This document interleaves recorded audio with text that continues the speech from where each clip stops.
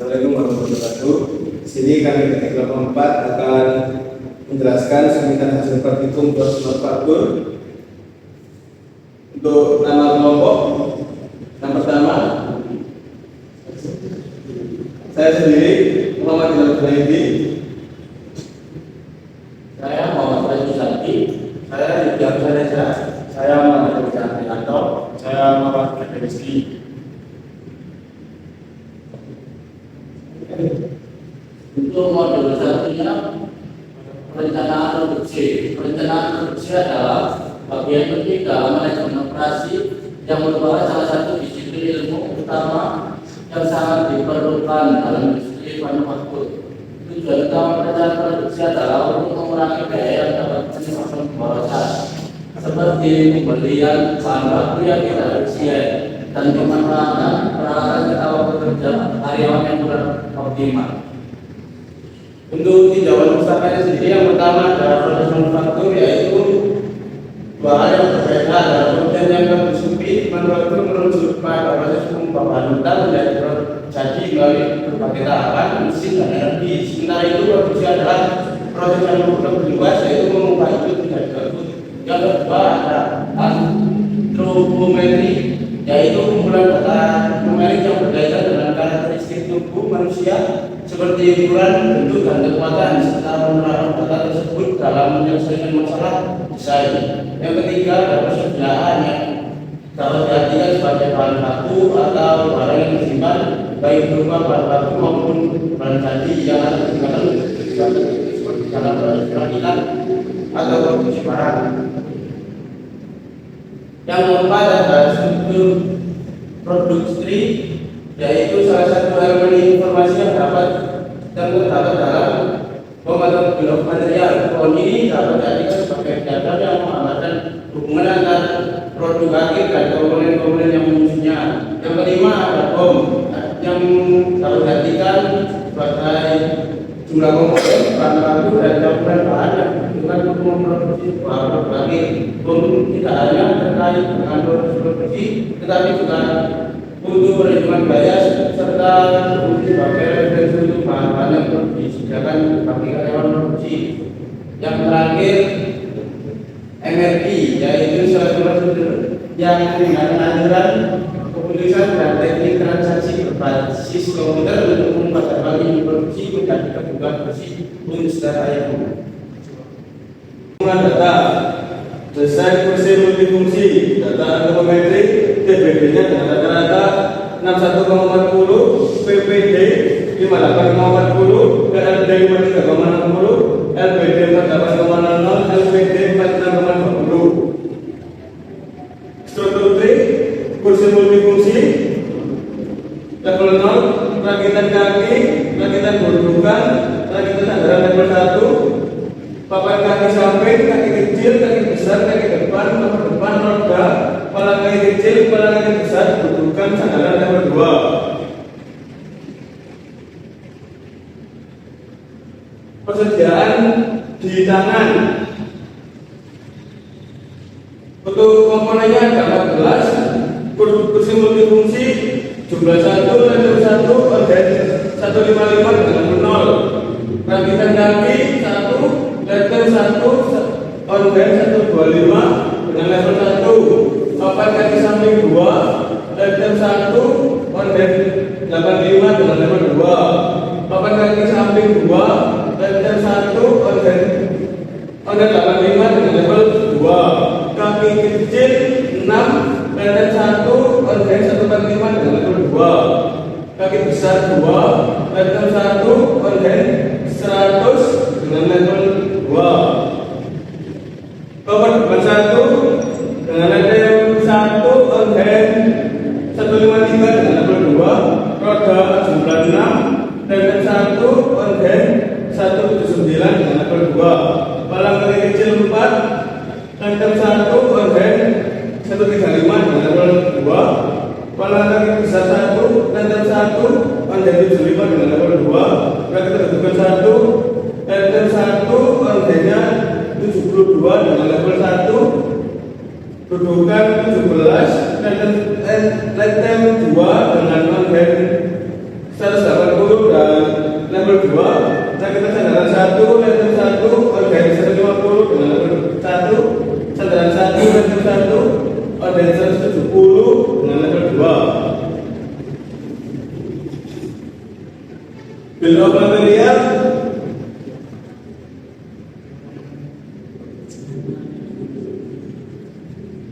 untuk bill of materialnya ada 15 kursi multifungsi, render kaki, papan samping, kaki kecil, kaki besar, kaki depan, koper depan, roda, palang kaki kecil, palang kaki besar, kaki dudukan, kaki kendaraan. Untuk yang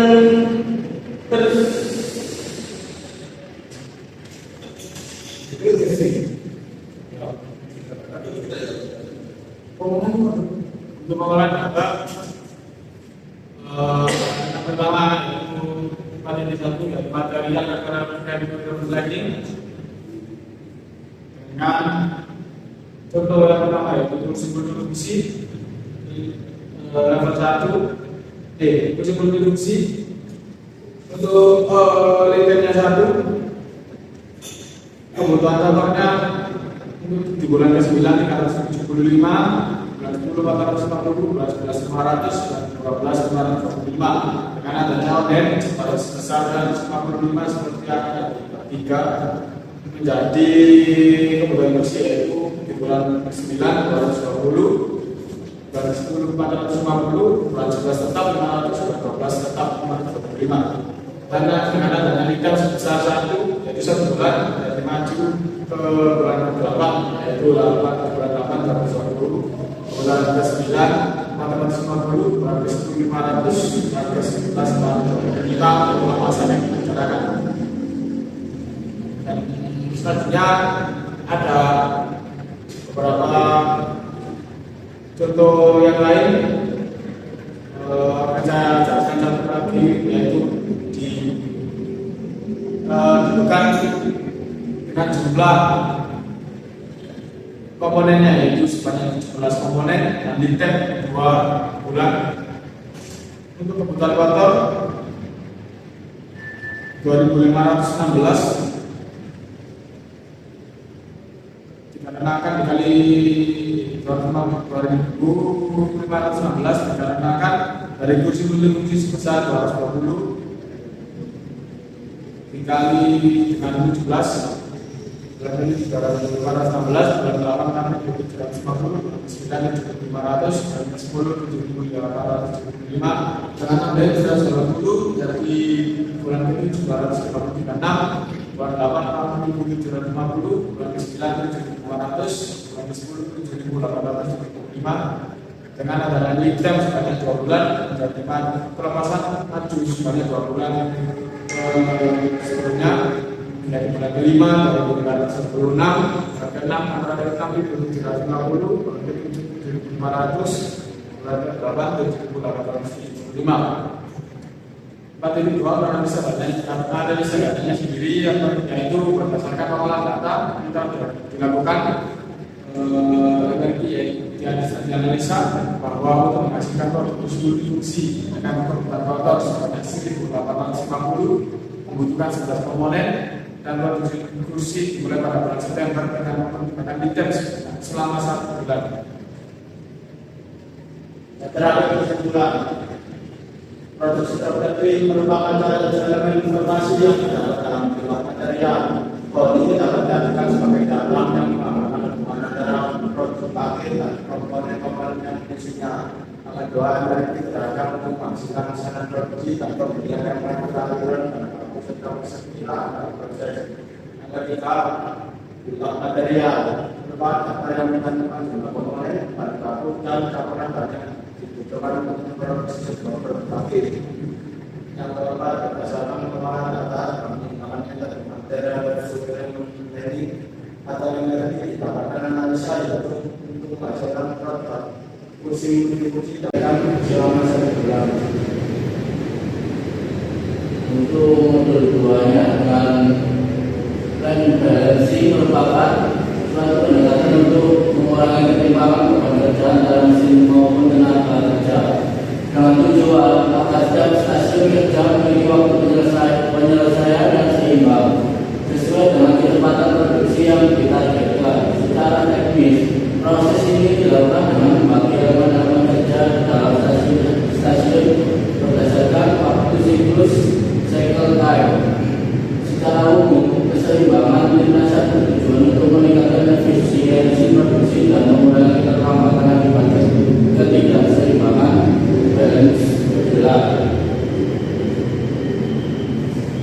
Bab 2 tunjangan usaha. Yang pertama adalah referensi dan prevalensi, yaitu suatu metode untuk mendistribusikan sejumlah tugas ke dalam satu stasiun kerja yang saling terhubung dalam suatu alur atau lini produksi, dengan memastikan bahwa waktu kerja di setiap stasiun tidak melebihi pada suatu siklus yang telah ditentukan. Yang kedua adalah parameter performansi land balancing. Dalam minum performansi land balancing terdapat 3 parameter yang digunakan dalam penilaian land balancing, yaitu land efisiensi, balance line, dan smoothing index. Yang ketiga, keseimbangan lintasan. Keseimbangan ini memiliki peran krusial karena mempengaruhi berbagai aspek dalam sistem produksi untuk jangka panjang. Beberapa aspek yang terdampak meliputi daya operasional, profitabilitas, kebutuhan tenaga kerja, penggunaan peralatan, dan lainnya. Yang keempat ada presence diagram atau PDM, merupakan salah satu metode penjadwalan yang termasuk dalam kategori teknik perencanaan jaringan kerja atau reporting planning. Tujuan utama dari penggunaan metode ini adalah untuk mengelola sebuah proyek berdasarkan parameter yang telah diperoleh. Yang terakhir, OPJ atau Operation Process Chart, yaitu diagram yang menunjukkan tahapan-tahapan yang dilalui oleh bahan baku, mencakup urutan operasi dan pemeriksaan mulai dari tahap awal hingga terbentuknya produk akhir secara keseluruhan. Pengumpulan data peta proses operasi merupakan proses operasi yang dirancang dan dibuat untuk kegiatan multifungsi seperti terlihat pada gambar. Untuk kegiatan jumlah operasinya itu ada 9 dengan waktu 174,53.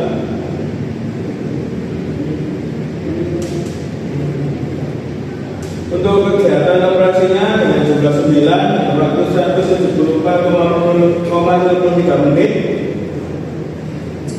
Untuk inspeksinya jumlahnya 4 dengan waktunya 8 menit.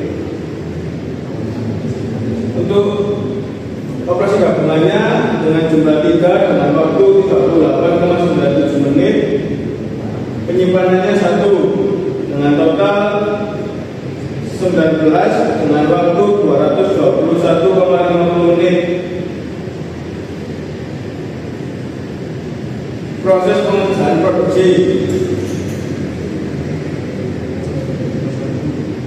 Pekerjaan tekstil presiden teks dengan total rata-rata 221,50. Untuk pengumpulan pada ketiga ini sudah diagram. Di sini diperlihatkan bahwa di 7 operasi yang nantinya akan dilakukan dalam 4 olah data 4, yaitu yang pertama untuk produksi per bulan. Di sini akan mencari presiden diagram dari alur proses produksi sebelumnya. Yang pertama untuk produksi per bulan, yaitu 120 kursi per bulannya, produksi per hari 120 dibagi 23 hari dalam 1 bulan, yaitu 5 kursi. Jumlah jam kerja yaitu 8 jam per hari. Time yaitu waktu produksi per hari dibagi permintaan pelanggan, yaitu waktu produksi per hari 8 dikali 60 menit per 120 dikali 23, yaitu 92 menit. Untuk workstationnya sendiri, total lifespan dibagi time. Total lifespan-nya 250,50 dibagi 92 menjadi 2,41 yang dibagikan menjadi 3 workstation. Seperti yang dilihat, untuk presiden diagram dibagi menjadi 3 stasiun kerja, yang dimana di setiap stasiun kerja tidak boleh melebihi dari time atau waktu cycle time dalam proses produksi.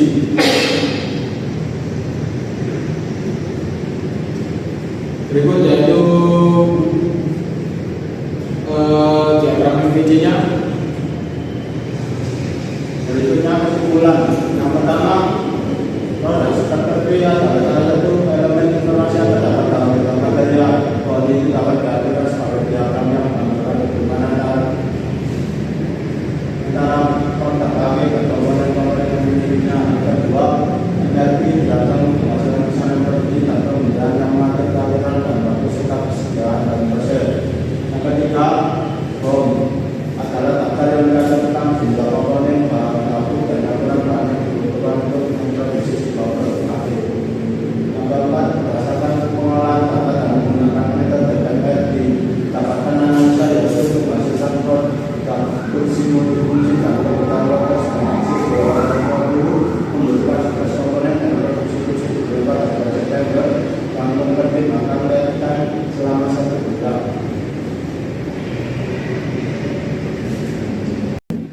Tiga, perencanaan stasiun terpisah dalam artinya ideal. Setiap stasiun ketiga sebaiknya memiliki waktu pemasangan yang 5.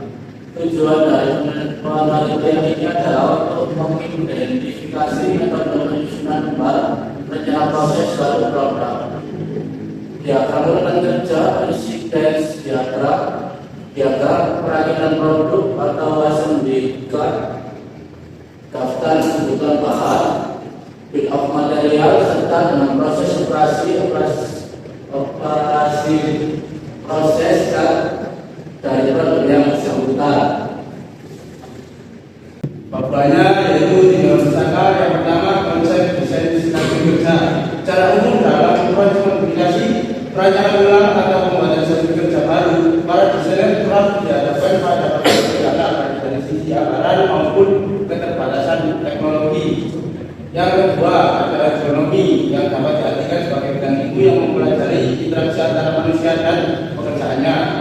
Yang ketiga, workstation, yaitu stasiun kerja merupakan suatu tempat, area atau lokasi di mana proses produksi dilakukan untuk mengolah bahan mentah menjadi produk yang memiliki nilai tambah. Yang keempat adalah task time, yaitu waktu yang dibutuhkan oleh pekerja yang kompeten atau mesin yang bekerja tanpa pengawasan untuk menyelesaikan suatu tugas. Waktu ini umumnya dinyatakan dalam 1 menit. Yang terakhir, task time merupakan salah satu prasyarat penting dalam proses penyeimbangan waktu pada unit produksi. Akan menggambarkan kecepatan produksi yang berubah agar selaras dengan permintaan pelanggan.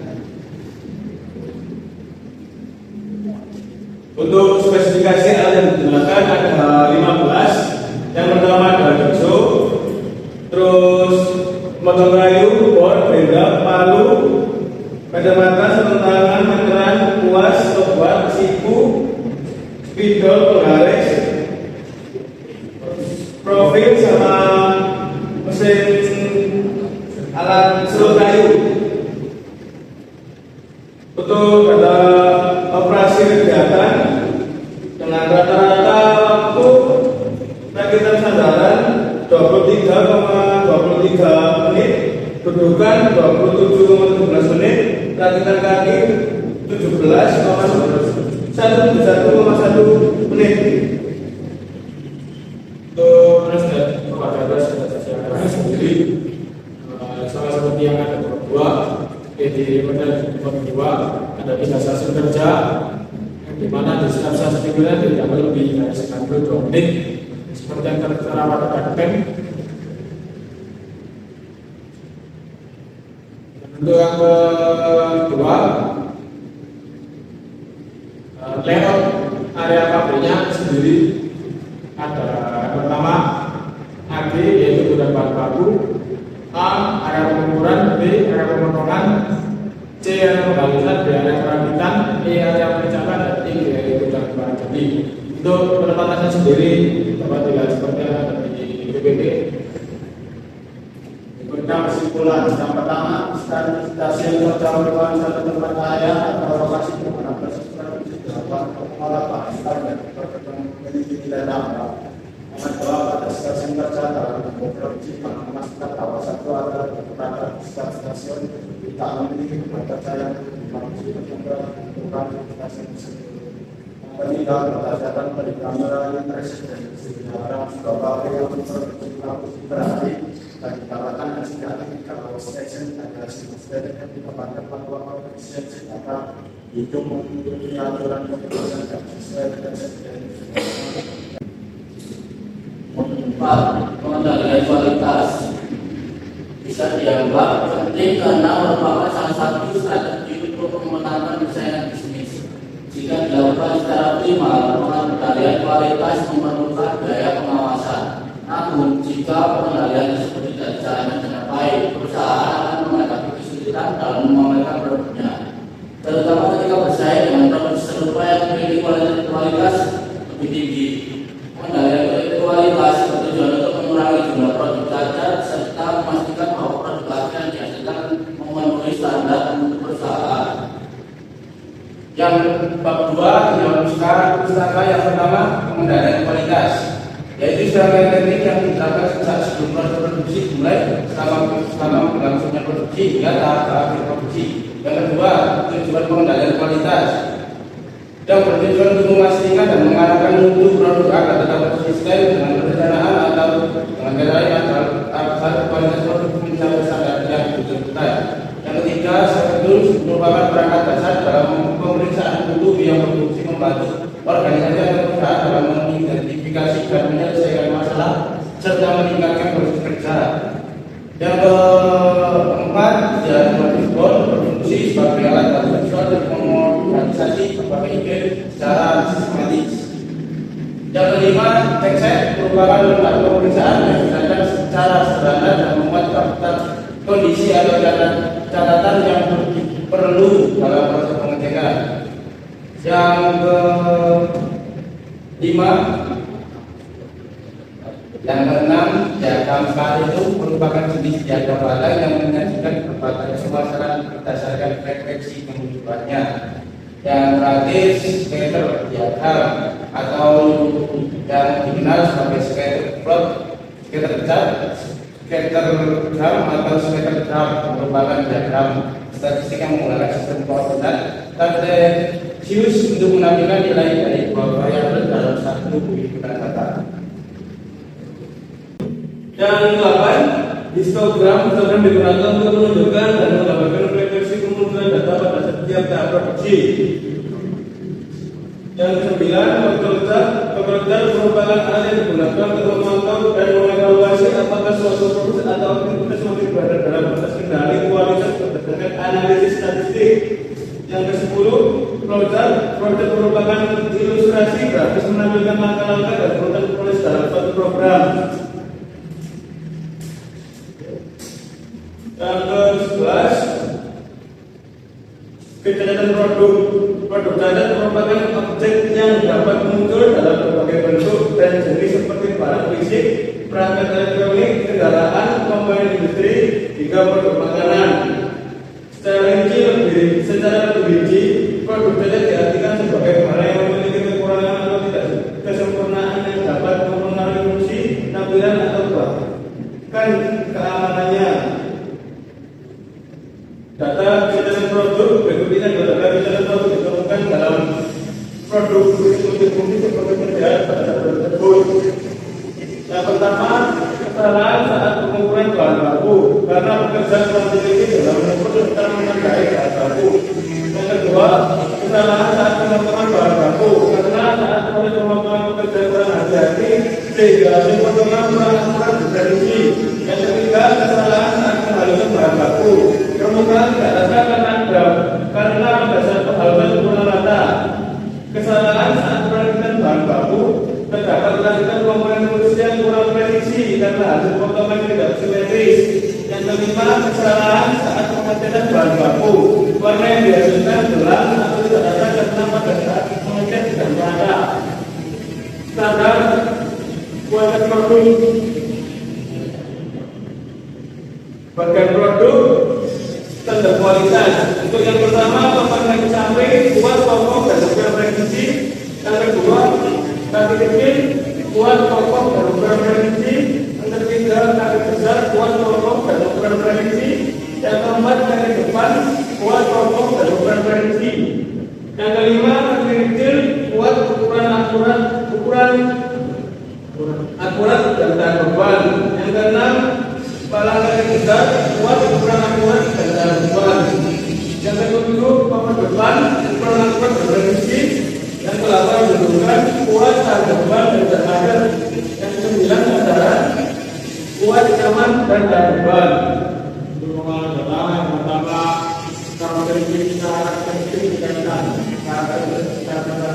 pertama, ukuran kayu ada tidak simetris, hebatnya yaitu hasil pengukuran yang tidak akurat dan bekerja kurang pengalaman, teliti dalam kayu. Kedua, pengukuran yang tidak halus karena bekerja kurang teliti dan merata dalam menghaluskan. Ketiga, kurang rapi dalam perakitan, sebabkan karena komponen kayu yang akan diganti terdapat bagian potongan yang miring sehingga ada kerajinan tidak presisi. Keempat, warna bagian dari kursi tidak rata karena bekerja kurang rata dalam bagian kayu karena ada keempat. Kelima, terdapat lubang pada bagian kayu sebabkan karena memang bahan jelek dan juga karena bekerja sedimentan kurang tepat dalam merakit sehingga terdapat lubang bekas kaku. Untuk standar kualitas dari setiap komponen, pertama komponen kaki samping ukuran 58 kali 75 kali 2,5, kaki kecil kaki balok ukuran 42 kali 6 kali 6, kaki besar ukuran kali balok ukuran 9 kali 6 cm kali 6 cm, kaki depan kali papan ukuran 100 ukuran 55 kali 7 kali 2,5. Cover depan kaki papan ukuran 120 kali 53 kali 1,5 cm. Pakai kecil ada dua ukuran yaitu pertama 105 kali 5 kali 2,5 cm dan juga 120 kali 5 kali 2,5 cm. Pakai besar kali balok 120 kali 6 cm. Butuhkan kawan kayu ukuran 65 kali 7 kali 2,5 cm. Sandaran kayu ukuran 120 kali 60 kali 2,5 cm. Yang ketiga yaitu visual diagram. Sebelum kita visual diagram, di sini kita mencari presentasi yang terbesar dari cacat lubang yang nantinya dianalisa dengan visual diagram. Dan dapat diketahui dari tabel terdapat di pada lubang pada bagian kayu presentase sebanyak 65,55%. Yang selanjutnya visual diagramnya sendiri, cacat lubang pada kayu dari segi mesin karena penyajaran boran-boran tepat dan juga getaran tidak stabil sehingga boran tidak presisi. Dari material kualitas kayu yang sudah jelek dan juga menggunakan kayu bekas yang telah dipakai sebelumnya. Dari segi men atau pekerja yang bekerja tidak memeriksa kondisi kayu dan juga pekerja terburu-buru saat berada di kursi. Yang keempat dari segi metode, yaitu karena tidak ada tahapan khusus untuk menambal atau menyamarkan lubang. Yang kelima dari segi environment atau lingkungannya sendiri, yaitu kurangnya penerangan saat malam pada proses produksi dan juga alas kerja atau tempat kerja yang tidak ada untuk lubang. Berikutnya kesimpulan. Yang pertama, pengendalian kualitas atau serangkaian teknik yang diterapkan sejak sebelum proses produksi dimulai selama berlangsungnya produksi hingga tahapan produksi. Yang kedua, exit merupakan pemeriksaan dan standar sederhana. Cara sederhana dan memuat atau kondisi adalah catatan yang diperlukan dalam proses pengerjaan. Yang ketiga, produk cacat merupakan objek yang dapat disebut dalam berbagai bentuk dan seperti barang fisik, perangkat elektronik, kendaraan, komponen industri, dan produk. 5 dengan kapasitas produksi dan analisa wilayah. Kapasitas produksi merujuk pada jumlah maksimum output yang dapat dihasilkan oleh suatu bisnis dengan manfaat yang seberdaya tersedia. Kapasitas ini biasanya dihitung dalam variabel waktu tertentu seperti hari, minggu, atau bulan. Pengukuran kapasitas dilakukan agar bisnis dapat menyesuaikan tingkat produksinya dalam permintaan pasar. Banyak faktor yang mempengaruhi kapasitas produksi, namun sayangnya banyak pelaku usaha kecil belum memahami kapasitas produksi mereka secara pasti. Padahal banyak keputusan penting dalam bisnis sangat tergantung dalam pemahaman kapasitas produksi yang tepat. Di dalam pustakanya yang pertama kapasitas produksi, yaitu salah satu faktor penting dalam mendirikan pabrik yang dapat mempengaruhi perhitungan ekonomi dan teknis. Yang kedua, biaya produksi adalah seluruh pengeluaran yang dibutuhkan untuk mengubah barang kita menjadi produk akhir yang bisa dijual. Secara umum, biaya ini terbagi menjadi 3 kategori. Yang pertama, biaya bahan baku, biaya tenaga kerja langsung, dan biaya operasional pabrik. Yang ketiga, fixed cost atau biaya tetap Ada jenis gaya yang jumlah datanya tidak berubah meskipun terjadi perubahan maupun produksi atau penjualan.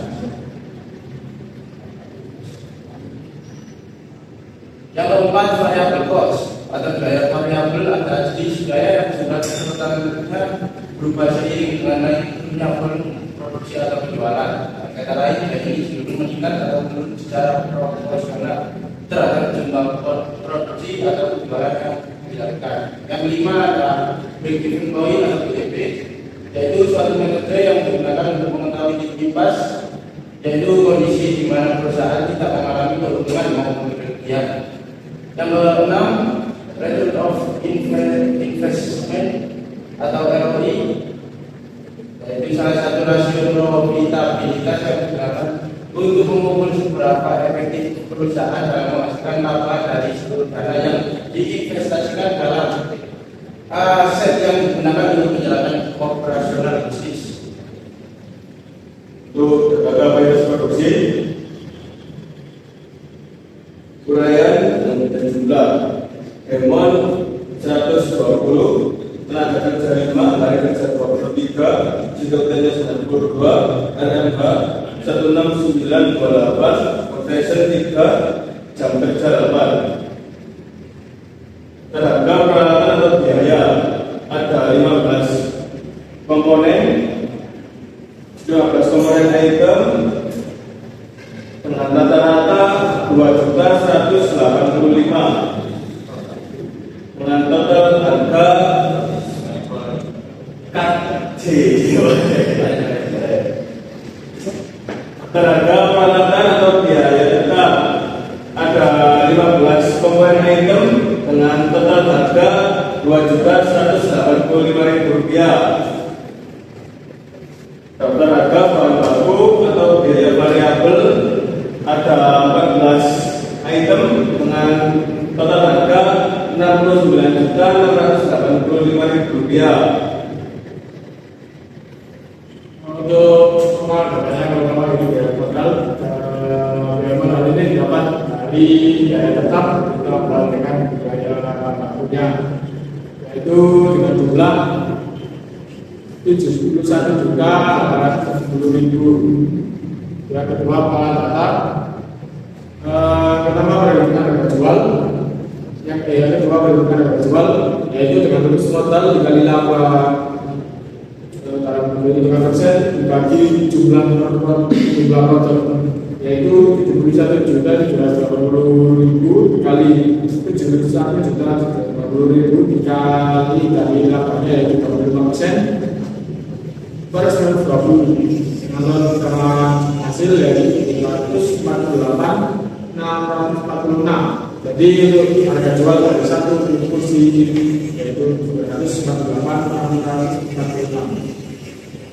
Untuk perbandingan selanjutnya yaitu dengan BEP dan ROI. BEP yaitu diketahui dari total Rp71.870.000, harga jual per unit Rp748.646, harga variabel yaitu Rp580.708. Untuk BEP yaitu biaya total bagi harga jual per unit plus harga variabel per unit dengan hasil yaitu Rp428.000. Jadi untuk perusahaan kembali ke uang modalnya kembali mencapai titik pas yaitu 14 saat setelah menjual Rp428.000. Untuk berhitungan selanjutnya ROI, diketahui total penjualan yaitu dengan harga jual dari dengan yaitu dengan hasil Rp89.830.500. Investasi yaitu biaya modal sama dengan Rp1.840.000. ROI dengan rumus tentang total penjualan dikali investasi per investasi kali 100%, yaitu Rp89.830.500 dikali Rp1.840.000 dibagi Rp1.830.000 dikali 100% dengan total yaitu 25%. Dari perhitungan di atas dapat dilihat bahwa perusahaan dapat keuntungan sebesar 25% per bulan dari hasil penjualan produksi. Yang ketiga yaitu metode kanvas. Metode ini digunakan untuk menganalisa produksi dalam bisnis.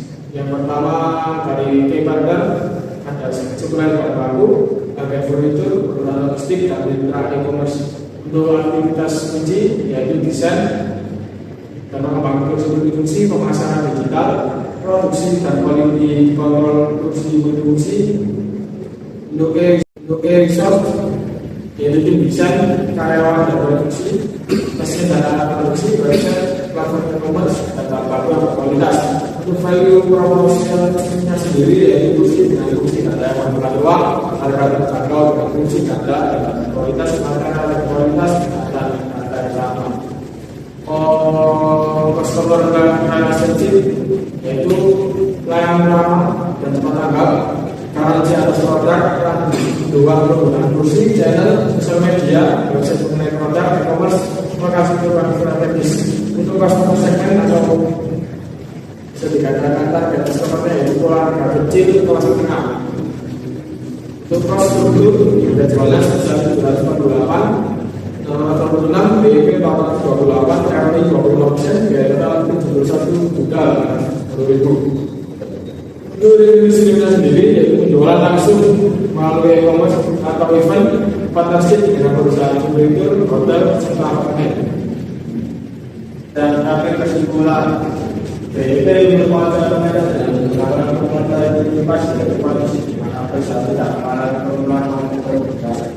Yang kedua, ROI adalah salah satu rasio profitabilitas yang digunakan untuk mengukur kesehatan dan perusahaan dalam menghasilkan kapal dan seluruh data yang diinvestasikan dalam aset dan digunakan untuk menjalankan operasional.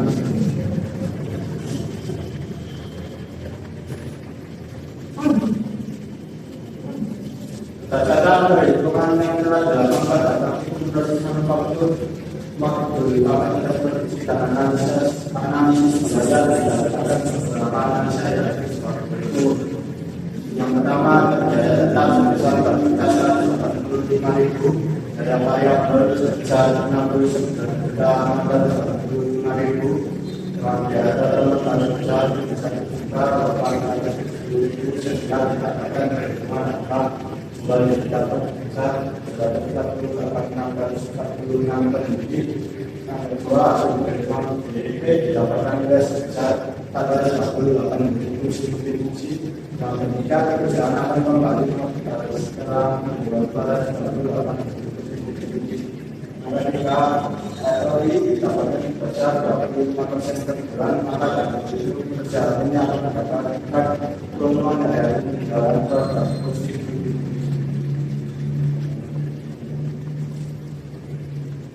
Baik, sekian presentasi Bosman yang 24.